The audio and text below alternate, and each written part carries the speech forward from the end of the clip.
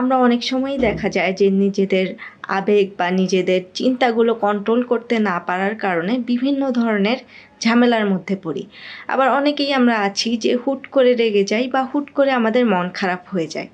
আমরা আসলে চাই না যে এরকম আমাদের হোক, বা আমরা নিজেরা চাই যে আমাদের নিজেদের উপর সেই কন্ট্রোলটা থাকুক, যে আমরা যখন ইচ্ছা তখন আমাদের মন খারাপ হয়ে যাবে না।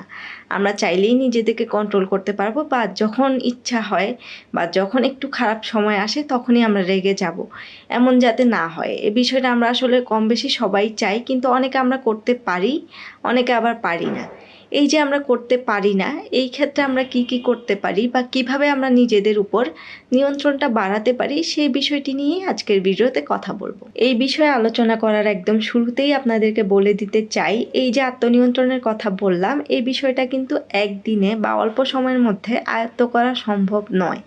এই কথাটা কেন বললাম? কারণ প্রথমেই আপনাকে এই বিষয়টা অ্যাকসেপ্ট করতে হবে যে আমি একটা বিষয় শুরু করলাম এবং এটা আমি অল্প দিনের মধ্যেই আয়ত্ত করে ফেললাম। এই বিষয়টা এমন কোনো বিষয় নয়। এই যে আপনি প্রত্যেক দিন, প্রতিটি সময়, প্রত্যেকটি সিচুয়েশনে একটু একটু করে নিজেকে কন্ট্রোল করার চেষ্টা করছেন বা স্টেপ নিচ্ছেন, এটার মাধ্যমেই কিন্তু আপনি অনেকটা বেশি উপকৃত হবেন, এবং এটাই আপনার পক্ষ থেকে আপনার একটা সুন্দর লাইফস্টাইল এবং আপনার একটা সুন্দর ব্যক্তিত্ব তৈরি করার একটা চেষ্টা, এবং এই চেষ্টাটুকুই কিন্তু আপনি করতে পারেন। এবং আরও একটা বিষয় আমি অ্যাড করতে চাই এটার সাথে, যে আমরা লাইফটাকে একটা জার্নি হিসেবে দেখব। জার্নিটা আসলে কেমন, আমরা অনেক সময় দেখা যায় যে অনেক কিছু পাওয়ার জন্য একটা গোলের আশায় কাজ করতে করতে যখন আমরা কাজ করি, তখন আমাদের ওই ধ্যান জ্ঞানটা শুধু গোলের মধ্যেই থাকে, যেটা খুবই স্বাভাবিক। আমি বলছি না যে আপনারা গোল ডিরেক্টেড কাজকর্ম করবেন না, কিন্তু লাইফটাকে জার্নি হিসেবে দেখবেন এই কারণে যে অনেক সময় আমাদের অনেকের কথা শুনে থাকবেন যে একটা চাকরি আমি চাচ্ছিলাম, সেই চাকরিটা পেয়ে যাওয়ার পর কিন্তু আমার মধ্যে হতাশা তৈরি হয়। এই যে হতাশাটা কেন তৈরি হয়? আমি তো যেটা চেয়েছিলাম সেটাই পেয়েছি।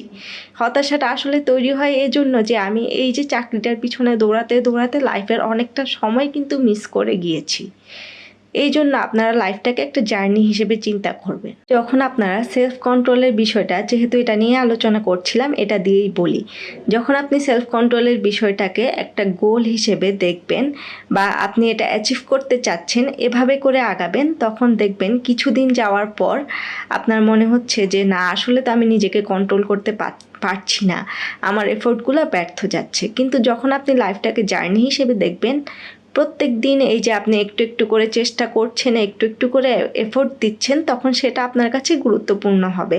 এবং এভাবে করতে করতেই কিন্তু আপনি একসময় ভালোভাবে নিজেকে নিয়ন্ত্রণ করতে শিখে যাবেন, এবং আপনার জীবনে ইতিবাচক পরিবর্তন আসবে। হোক না আপনার পুরোপুরি সেলফ কন্ট্রোল অর্জন করতে অনেক বেশি সময় লেগে যাচ্ছে, কিন্তু প্রত্যেকটা দিন যে আপনি একটা স্কিল শিখছেন, সেই স্কিলের মাধ্যমে আপনার একটু একটু একটু একটু করে লাইফটা সুন্দর হচ্ছে। এটাই তো আসলে আমাদের চাওয়া, তাই না? আমরা একদিনে কোনো কিছু অর্জন করে ফেললেই কিন্তু সেই অর্জনটা আমরা খুব তাড়াতাড়ি ভুলে যাই। যে কোনো একটা কিছু দেখবেন, যখন আপনি খুব বেশি চান এবং খুব সহজে সেটা অর্জন করে ফেলেন, তখন কিন্তু সেটা পাওয়ার যেই খুশিটা সেভাবে আপনি অনুভব করতে পারেন না,